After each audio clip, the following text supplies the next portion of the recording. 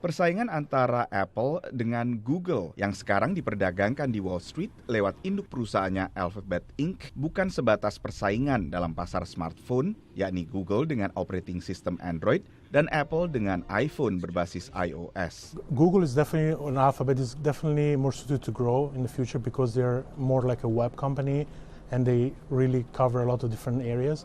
While Apple is very restricted because they focus on their hardware. Yes, they make money through their apps and iTunes and everything else, but really their driver is the hardware.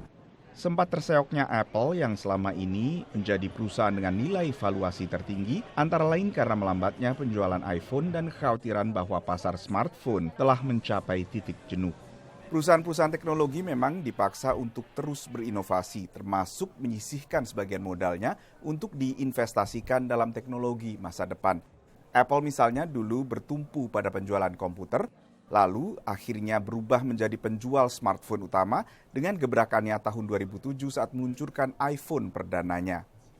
Untuk gebrakan masa depan ini, banyak investor tampak lebih menaruh harapan pada Alphabet. The fact is Alphabet is doing very well. They're not making more money than Apple. They're actually making much less money than Apple. But the advantage that they have is they're working on a lot of projects that are good for the future. They are actually the pioneers in some of these categories, and these are all categories that we're going to see in our everyday lives in the next 5 to 10 years. Ketergantungan Apple pada perangkat keras juga membuatnya lebih terpengaruh oleh melemahnya perekonomian Tiongkok yang menjadi pasar terbesar kedua iPhone setelah Amerika. Dari Washington DC, Nova Purwadi, VOA.